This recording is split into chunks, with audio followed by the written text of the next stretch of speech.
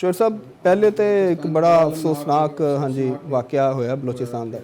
ਉੱਥੋਂ ਦੇ ਜਿਹੜੇ ਸੈਸ਼ਨ ਜੱਜ ਨੇ ਉਹਨਾਂ ਨੂੰ ਉਹਨਾਂ ਦੇ ਗਾਰਡ ਸਮੇਤ ਸ਼ਹੀਦ ਕਰ ਦਿੱਤਾ ਗਿਆ ਔਰ ਉਹ ਦੂਸਰੇ ਜਿਹੜੇ ਨੇ ਐਡੀਸ਼ਨਲ ਸੈਸ਼ਨ ਜੱਜ ਸਾਹਿਬ ਤਾਰਕ ਲਾਸ਼ਾਰੀ ਸਾਹਿਬ ਜ਼ਖਮੀ ਤੇ ਅਬਦੁਲ ਹਕੀਮ ਕਾਕੜ ਸਾਹਿਬ ਸ਼ਹੀਦ ਹੋ ਗਏ। ਤੇ ਇਹ ਜਿਹੜੀ ਵਾਰਦਾਤ ਹੈ ਇਹਦੇ 'ਚ ਮੇਰਾ ਨਹੀਂ ਖਿਆਲ ਕਿ ਕੁਝ ਮੁਲਜ਼ਮ ਜਾਂ ਦਹਿਸ਼ਤਗਰਦ ਢਕੇ ਛੁਪੇ ਨੇ।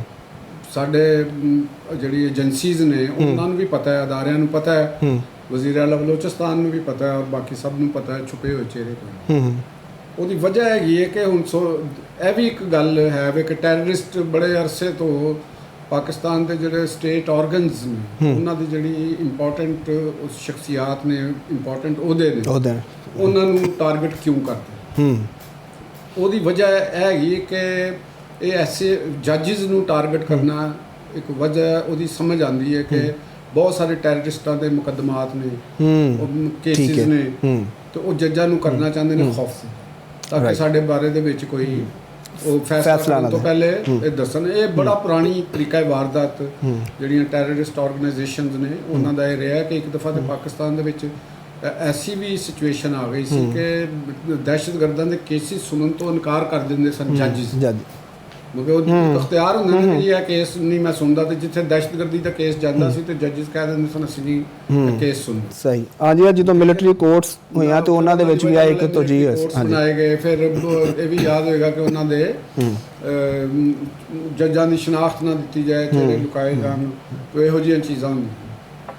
ਤੇ ਹੁਣ ਇਹ ਜਿਹੜਾ ਵਾਕਿਆ ਹੋਇਆ ਕੁਛ ਇਹਦੇ ਬਾਰੇ 'ਚ ਇਹਨਾਂ ਨੂੰ ਇੱਕ ਪੂਰਾ ਸੀਕੁਐਂਸ ਵਿੱਚ ਅਗਰ ਤੁਸੀਂ ਦੇਖੋ, ਗੌਰ ਕਰੋ, ਸ਼ੁਰੂ ਹੋ ਜਾਓ ਤੁਸੀਂ ਅਖਤਰ ਮੈਂਗਲ ਤੇ ਮਹਿਮੂਦ ਅਚਕਜ਼ਈ ਦੀਆਂ ਤਕਰੀਰਾਂ। ਠੀਕ ਹੈ, ਉਹਨਾਂ ਦੇ ਵਿੱਚੋਂ ਇੱਕ ਬਗਾਵਤ ਦੀ ਸਾਹਮਣੇ ਵਾਜ਼ੇ ਸਾਨੂੰ ਨਜ਼ਰ ਆਉਂਦਾ ਸੀ ਕਿ ਉਹਨਾਂ ਦੇ ਅੰਦਰ ਕੌਣ ਕਹਿੰਦੇ ਕਿ ਮੈਂ ਨਹੀਂ ਬੋਲਦਾ, ਮੇਰੇ ਵਿੱਚ ਮੇਰਾ ਯਾਰ ਬੋਲਦਾ। ਸਹੀ, ਠੀਕ ਹੈ ਨਾ। ਤੇ ਹੁਣ ਉਹ ਯਾਰ ਕੌਣ ਹੈ ਇਹਨਾਂ ਦਾ? ਕੌਣ ਹੈ? ਉਹ ਤਾਲਿਬਾਨ ਨੇ, ਨਾਨ ਸਟੇਟ ਐਕਟਰਸ ਨੇ ਜਿਹੜੇ ਬਾਉਂਡਰੀਜ਼ ਆਫ ਸਟੇਟ ਤੋਂ ਬਾਹਰ ਆਪਰੇਟ ਕਰ ਰਹੇ ਨੇ, ਉਹ ਵੀ ਨੇ। ਅੱਛਾ, ਬਿਲਕੁਲ। ਇਹਨੂੰ ਤੁਸੀਂ ਦੱਸੋ। ਔਰ ਤੁਸੀਂ ਇੱਕ ਹੋਰ ਗੱਲ ਕਰੋ ਕਿ ਜਿਸਲੇ ਬਲੋਚ ਯਕਜਹਿਤੀ ਕਮੇਟੀ ਦੀ ਜਿਹੜੀ ਰਹਿਨੁਮਾ ਆ ਗਈ ਹੈ, ਉਹਨਾਂ ਨੂੰ ਜਦੋਂ ਰੱਖਿਆ ਗਿਆ ਜੇਲ੍ਹ ਦੇ ਵਿੱਚੋਂ ਜਿਹੜੀ ਸਜ਼ਾ ਹੋਈ ਉਹ, ਤੇ ਉਸ ਤੋਂ ਬਾਅਦ ਇੱਕ ਹੋਰ ਬਲੋਚ ਯਕਜਹਿਤੀ ਕਮੇਟੀ ਦੀ ਰਹਿਨੁਮਾ ਸਮੀ ਦੀਨ, ਤੇ ਉਹਨਾਂ ਦਾ ਬਿਆਨ ਆਇਆ ਸੀ ਕਿ ਜਿਹੜੇ ਜੱਜਿਸ ਫੈਸਲੇ ਦੇ ਰਹੇ ਨੇ ਤੇ ਉਹ ਆਪਣਾ ਅੰਜਾਮ ਯਾਦ ਰੱਖਣ ਕਿ ਅਸੀਂ ਉਹਨਾਂ ਦਾ, ਤੁਸੀਂ ਇਹ ਕੀ ਕਰ ਰਹੇ ਹੋ, ਤੁਸੀਂ ਇਨਸਾਫ ਨਹੀਂ ਕਰ ਰਹੇ, ਤੁਸੀਂ ਜਿਨ੍ਹਾਂ ਕੂਵਤਾਂ ਦੇ ਇਸ਼ਾਰੇ ਦੇ ਉੱਤੇ ਇਨਸਾਫ ਕਰ ਰਹੇ ਹੋ ਜਾਂ ਸਜ਼ਾਵਾਂ ਦੇ ਰਹੇ ਹੋ ਤੇ ਤੁਹਾਨੂੰ ਇਹਦਾ ਖਮਿਆਜ਼ਾ ਜਾਂ ਦੂਸਰੇ ਲਫ਼ਜ਼ਾਂ 'ਚ ਭੁਗਤਣਾ ਪਏਗਾ। ਠੀਕ ਹੋ ਗਿਆ। ਠੀਕ। ਤੇ ਉਸ ਸਜ਼ਾ ਤੋਂ 2 ਮਹੀਨੇ ਬਾਅਦ ਇਹ ਵਾਕਿਆ ਹੋ ਗਿਆ। ਯਾਨੀ ਕੜੀ ਦੇ ਨਾਲ ਕੜੀ ਮਿਲਾ। ਹਾਂਜੀ, ਕਿ ਉਹ ਗੱਲ ਹੋਈ। ਉਸ ਤੋਂ ਬਾਅਦ ਜੱਜ ਨੂੰ ਟਾਰਗੇਟ ਕੀਤਾ। ਔਰ ਹੋਰ ਵੀ ਕਈ ਇਹ ਲੋਕ ਨੇ ਜਿਹੜੇ ਇਸ ਤਰ੍ਹਾਂ ਦੇ ਕੋਰਟਾਂ ਦੇ ਵਿੱਚ ਨੇ, ਅਦਾਲਤਾਂ ਦੇ ਵਿੱਚ ਨੇ। ਹੁਣ ਤੁਸੀਂ ਇਹ ਦੱਸੋ ਕਿ ਅਗਰ ਜੱਜਿਸ ਨੂੰ ਤੁਸੀਂ ਕਤਲ ਕਰੋਗੇ ਤੇ ਉਹਦਾ ਇਫੈਕਟ ਤੇ ਆਏਗਾ। ਬਿਲਕੁਲ ਆਏਗਾ। ਉਹਦੇ ਵਿੱਚ ਖੌਫ ਫੈਲੇਗਾ, ਸਟੇਟ ਆਪਰੇਟਰਸ ਦੇ ਵਿੱਚ ਖੌਫ ਫੈਲੇਗਾ, ਕਿਉਂਕਿ ਸਟੇਟ ਮਸ਼ੀਨਰੀ ਇੱਕ ਐਸੀ ਚੀਜ਼ ਹੁੰਦੀ ਹੈ ਜਿਹੜੀ ਯਕਜਹਿਤੀ ਰੱਖਦੀ ਹੈ, ਪੂਰੇ ਸਟੇਟ ਨੂੰ ਜੋੜ ਕੇ ਰੱਖਦੀ। ਠੀਕ। ਚੋ ਸਾਹਿਬ ਇਹਦੇ 'ਚ ਇਹ ਵੀ ਤਾਂ ਇੱਕ ਰੀਜ਼ਨ ਹੋ ਸਕਦੀ ਨਾ ਫਿਰ, ਹੁਣ ਜਦੋਂ ਇਹਨਾਂ ਨੂੰ ਨਿਸ਼ਾਨਾ ਬਣਾਇਆ ਜਾ ਰਿਹਾ ਔਰ ਅਗਰ ਇਹ ਕੇਸਿਸ ਜਿਹੜੇ ਨੇ ਉਹ ਫਿਰ ਮਿਲਟਰੀ ਕੋਰਟਸ ਦੇ ਵਿੱਚ ਜਾਂਦੇ ਨੇ ਤੇ ਫਿਰ ਇਹ ਜਿਹੜਾ ਵੀ ਫੌਜ ਨੂੰ ਨਿਸ਼ਾਨਾ ਬਣਾਉਂਦੇ ਨੇ। ਤੇ ਹੁਣ ਦੇਖੋ ਆਰਮੀ ਨੂੰ ਨਿਸ਼ਾਨਾ ਬਣਾਉਣਾ, ਉਹਦੇ ਨਾਲ ਇਹ ਜ਼ਿਹਨ ਦੇ ਵਿੱਚ ਰੱਖਣਾ ਕਿ ਆਰਮੀ ਨੇ ਡਰਨਾ ਨਹੀਂ। ਠੀਕ। ਫੌਜ ਨੇ ਡਰਨਾ ਨਹੀਂ। ਸ਼ਹਾਦਤਾਂ ਹੁੰਦੀਆਂ ਨੇ, ਫੌਜ ਨੇ ਨਹੀਂ ਡਰਨਾ। ਫੌਜ ਨੇ ਉਸ ਜਿਹੜੇ ਗੱਦਾਰ ਨੇ, ਮੁਖਬਰ ਨੇ, ਨੈਟਵਰਕ ਦਾ ਹਿੱਸਾ, ਉਹਨਾਂ ਦੇ ਮਗਰ ਜ਼ਿਆਦਾ ਸ਼ਿੱਦਤ ਨਾਲ ਚੜ੍ਹਨਾ ਹੁੰਦਾ। ਸਿਵਿਲੀਅਨ ਨੂੰ ਜਦੋਂ ਟਾਰਗੇਟ ਕਰਨਾ ਹੁੰਦਾ ਤੇ ਉਹਦਾ ਮਤਲਬ ਹੁੰਦਾ ਕਿ ਇੱਕ ਤੁਸੀਂ ਖੌਫ ਪੈਦਾ ਕਰਨਾ ਉਹਨਾਂ ਦੇ ਅੰਦਰ, ਇਹ ਚੀਜ਼ਾਂ ਨੂੰ ਡਿਵੈਲਪ ਕਰਨਾ। ਹੁਣ ਜਿਹੜੀ ਮੈਂ ਤੁਹਾਨੂੰ ਇੱਕ ਕੜੀ ਮੈਂ ਦੱਸ ਰਿਹਾ ਹਾਂ। ਠੀਕ।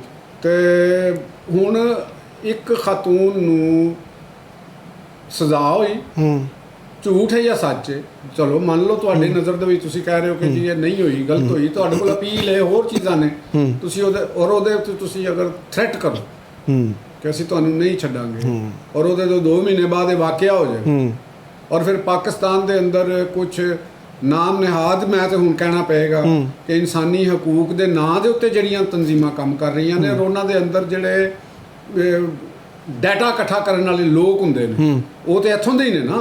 ਦੇਖੋ ਨਾ ਕਿ ਅਗਰ ਐਮਨਿਸਟੀ ਇੰਟਰਨੈਸ਼ਨਲ ਕਰ ਰਹੀ ਹੈ, ਅਸੀਂ ਕਰ ਰਹੇ ਹਾਂ, ਤੇ ਉਹਨਾਂ ਦੇ ਅੰਦਰ ਜਿਹੜੇ ਡਾਟਾ ਇਕੱਠਾ ਕਰ ਰਹੇ ਨੇ ਉਹ ਬੰਦੇ, ਉਹਨਾਂ ਦਾ ਮੈਲਾਨ ਕੀ ਹੈ, ਉਹ ਕਿੱਧਰ ਨੂੰ ਜਾ ਰਹੇ ਨੇ, ਉਹਨਾਂ ਦਾ ਮਕਸਦ ਕੀ ਹੈ, ਉਹ ਟਿਲਟ ਕਿਹੜੀ ਤਰਫ ਹੈਗਾ। ਤੇ ਇਹ ਸਾਡੇ ਇਹਨਾਂ ਤਨਜ਼ੀਮਾਂ ਦੇ ਅੰਦਰ ਜਿਹੜੀ ਪਾਕਿਸਤਾਨ ਦੇ ਅੰਦਰ ਇਹ ਕੰਮ ਕਰ ਰਹੀਆਂ ਨੇ, ਉਹਨਾਂ ਦੇ ਅੰਦਰ ਇਹ ਲੋਕ ਜਿਹੜੇ ਨੇ ਪੁਰਾਣੇ ਮਾਈਂਡ ਦੇ ਨੇ। ਤੁਸੀਂ ਬਲੋਚਿਸਤਾਨ ਦੇ ਵਿੱਚ ਦੇਖੋ ਕਿ ਪੰਜਾਬੀ ਮਜ਼ਦੂਰਾਂ ਨੂੰ ਪਿਛਲੇ ਦਿਨੋਂ ਕਤਲ ਕੀਤਾ ਗਿਆ। ਬਿਲਕੁਲ। ਇਹ ਹੁਣ ਵੀ ਮਸਤੂਮ ਦੇ ਵਿੱਚ ਮੁਸਾਫਰ ਬੱਸ ਨੂੰ ਜਿਹੜੀ ਕਰਾਚੀ ਕੋਇਟਾ ਤੋਂ ਕਰਾਚੀ ਜਾ ਰਹੀ ਸੀ, ਉਹਦੇ ਤੇ ਫਾਇਰਿੰਗ ਕੀਤੀ ਗਈ, ਉਹਦੇ 'ਚ ਬੇਗੁਨਾਹ ਲੋਕ ਮਾਰੇ ਗਏ।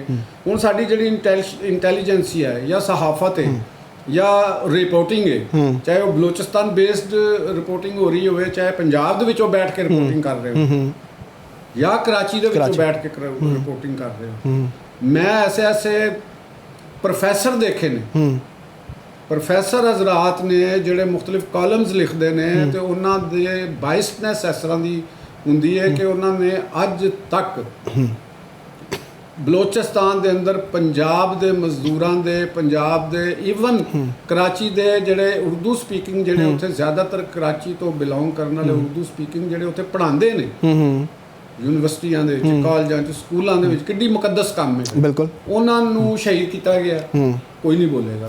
ਕਦੇ ਤੁਸੀਂ ਦੱਸੋ ਕਿ ਵਾਹ ਵੇਲਾ ਕਦੇ ਕਿਸੇ ਐਂਕਰ ਨੇ ਕੀਤਾ ਹੋਵੇ, ਕਦੇ ਕਿਸੇ ਕਾਲਮ ਨਿਗਾਰ ਨੇ ਕੀਤਾ ਹੋਵੇ?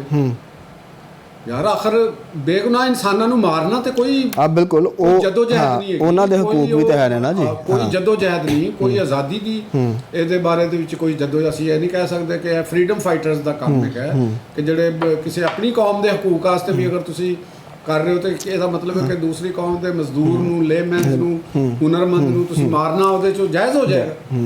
ਇਹ ਕਦੇ ਵੀ ਨਹੀਂ ਜਾਇਜ਼ ਹੋਏਗਾ, ਬਿਲਕੁਲ ਵੀ ਨਹੀਂ। ਹੁਣ ਇਹ ਜਿਹੜਾ ਵਾਕਿਆ ਹੋਇਆ ਔਰ ਇਹਦਾ ਪਤਾ ਹੈ ਇਹ BLA ਨੇ, ਔਰ ਉਸ ਤੋਂ ਬਾਅਦ ਜਿਹੜੀ ਬਲੋਚਿਸਤਾਨ ਦੀ ਪਖਤੂਨ ਬੈਲਟ, ਜਿਹੜੀ ਪਸ਼ਤੋ ਸਪੀਕਿੰਗ ਬੈਲਟ, ਠੀਕ, ਉਹਦੇ ਅੰਦਰ ਵੀ ਇਹੋ ਜਿਹੇ, ਔਰ BLA ਔਰ ਤਾਲਿਬਾਨ, TTP ਔਰ ਕੁਝ ਹੋਰ ਐਸੇ ਟੈਰਰਿਸਟ ਗਰੁੱਪ ਜਿਹੜੇ beyond the boundaries of status ਕੰਮ ਕਰ ਰਹੇ, ਉਹਨਾਂ ਦਾ ਮਾਲਿਆਤੀ ਨੈਟਵਰਕ, ਉਹਨਾਂ ਨੂੰ ਕੁਝ ਐਸੀਆਂ ਕੁਵਤਾਂ ਵੀ ਕਰ ਰਹੀਆਂ ਆਪਣੇ ਮਕਸਦ ਵਾਸਤੇ, ਯਾਨੀ ਮਨੀ ਲਾਂਡਰਰ ਉਹਨਾਂ ਨੂੰ ਸਪੋਰਟ ਕਰਦੇ ਨੇ, ਡਰੱਗ ਡੀਲਰਸ ਨੇ, ਬਿਜ਼ਨਸ ਮਾਫੀਆ ਉਹਨਾਂ ਨੂੰ ਕਰ ਰਿਹਾ।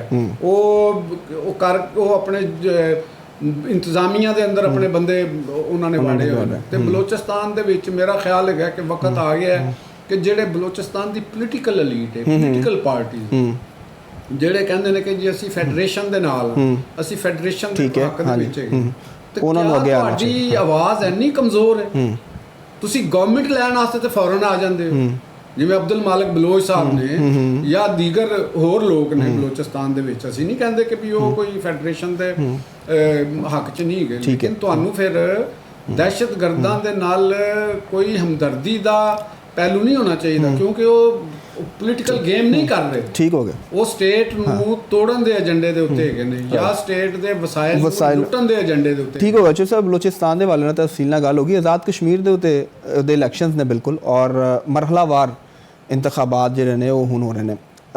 ਪਹਿਲਾ ਮਰਹਲਾ 27 ਜੁਲਾਈ ਨੂੰ, ਫਿਰ 2 ਅਗਸਤ, ਫਿਰ 10 ਅਗਸਤ ਨੂੰ ਹੋਣਾ। ਤੇਰੇ ਤੇ ਨਕਦੀਨੇ ਕਹਿ ਰਹੇ ਨੇ ਕਿ ਜੀ ਇਹ ਤਾਂ ਬਿਹਤਰ ਸੀ ਕਿ ਜਿਹੜਾ ਵੇ ਇਲੈਕਸ਼ਨ ਮੁਲਤਵੀ ਕਰ ਦਿੱਤੇ ਜਾਂਦੇ ਆ, ਰਿਆਸਤ ਦੀ ਕੋਈ ਕਮਜ਼ੋਰੀ ਜ਼ਾਹਿਰ ਹੋ ਰਹੀ ਹੈ, ਕਿਉਂਕਿ ਅਵਾਮੀ ਐਕਸ਼ਨ ਕਮੇਟੀ ਦਾ ਧਰਨਾ ਹਾਲੇ ਵੀ ਜਾਰੀ ਹੈ। ਤੇ ਇਸ ਸੂਰਤ ਹਾਲ 'ਤੇ ਤੁਹਾਡੀ ਕੀ ਟੇਕ ਹੈ? ਮੇਰਾ ਖਿਆਲ ਹੈਗਾ ਕਿ ਇੱਕ ਆਈਨੀ ਜ਼ਰੂਰਤ ਸੀ, ਕਿਉਂਕਿ ਆਈਨ ਦੇ ਮੁਤਾਬਕ ਉੱਥੇ ਇਲੈਕਸ਼ਨ ਮੁਲਤਵੀ ਨਹੀਂ ਹੋ ਸਕਦੇ। ਆਜ਼ਾਦ ਕਸ਼ਮੀਰ ਦਾ ਜਿਹੜਾ ਕਨਸਟੀਟਿਊਸ਼ਨ ਹੈ ਉਹਦੇ ਮੁਤਾਬਕ ਇਲੈਕਸ਼ਨ ਮੁਲਤਵੀ ਨਹੀਂ ਹੋ ਸਕਦਾ। ਸਹੀ, ਠੀਕ ਹੈ। ਤੇ ਇਹ ਇੱਕ ਵਿਚਲਾ ਇੱਕ ਰਸਤਾ ਕੱਢਿਆ ਗਿਆ, ਕਿਉਂਕਿ ਉੱਥੇ ਜਿਹੜੇ ਸ਼ਰਪਸੰਦ ਜਾਂ ਲੋਕ ਨੇ, ਕਾਨੂੰਨ ਨੂੰ ਆਪਣੇ ਹੱਥ 'ਚ ਲੈਣ ਵਾਲੇ ਨੇ, ਉਹਨਾਂ ਦੇ ਅਜ਼ਾਇਮ ਤੇ ਠੀਕ ਨਹੀਂ ਲੱਗਦੇ। ਤੇ ਮੇਰਾ ਖਿਆਲ ਹੈ ਕਿ ਬਿਹਤਰੀਨ ਫੈਸਲਾ, ਇਲੈਕਸ਼ਨ ਤੇ ਕਿਸੇ ਸੂਰਤ ਵਿੱਚ ਮੁਲਤਵੀ ਨਹੀਂ ਹੋਣੇ ਚਾਹੀਦੇ, ਚਾਹੇ ਜੰਗ ਵੀ ਇਲੈਕਸ਼ਨ ਉਹ, ਕਿਉਂਕਿ ਜਿਹੜੀਆਂ ਇੰਤਸ਼ਾਰੀ ਕੂਵਤਾਂ ਨੇ ਉਹ ਔਰ ਉਹਨਾਂ ਦੇ ਦਸਤੋ ਬਾਜ਼ੂ ਬਣਨ ਵਾਲੇ ਜਿਹੜੇ ਲੋਕ ਨੇ ਉਹ ਚਾਹੁੰਦੇ ਨੇ ਕਿ ਇਲੈਕਸ਼ਨ ਮੁਲਤਵੀ ਹੋ ਜਾਏ। ਅਗਰ ਸਹੀ। ਇਲੈਕਸ਼ਨ ਮੁਲਤਵੀ ਹੁੰਦੇ ਨੇ ਤੇ ਉਹਦੇ ਨਾਲ ਉਹ ਚਾਹਣਗੇ, ਉਹਨਾਂ ਦਾ ਮਕਸਦ ਹੋਏਗਾ ਕਿ ਦੇਖੋ ਉਹ ਜਿਹੜੇ ਮੁਜ਼ਾਹਰੀਨ ਨੇ, ਉਹ ਕਮੇਟੀ ਹੈ, ਉਹ ਜਿੱਤ ਗਈ, ਸਟੇਟ ਪਾਕਿਸਤਾਨ ਦੀ ਵੀਕ ਹੋ ਗਈ। ਇਹ ਕਿਸੇ ਸੂਰਤ ਵਿੱਚ ਨਹੀਂ ਹੋਏਗਾ। ਠੀਕ ਔਰ ਲਾਜ਼ਮੀ ਤੌਰ ਦੇ ਉੱਤੇ ਇਲੈਕਸ਼ਨ ਪੂਰੇ ਦਿਨਾਂ 'ਚ ਹੋਣਗੇ ਔਰ ਇਹ ਫਾਇਦੇਮੰਦ ਹੋਣਗੇ, ਮੁਲਤਵੀ ਨਹੀਂ ਕਰਨੇ। ਠੀਕ ਹੋ ਗਿਆ। ਨਹੀਂ ਤੁਹਾਡੀ ਟੇਕ ਹੈ ਕਿ ਇਹ ਬਿਹਤਰੀਨ ਬਿਹਤਰੀਨ ਫੈਸਲਾ ਕਿਸੇ ਵੀ ਸੂਰਤ 'ਚ ਮੁਲਤਵੀ ਨਹੀਂ ਹੋਣਾ। ਰਾਈਟ।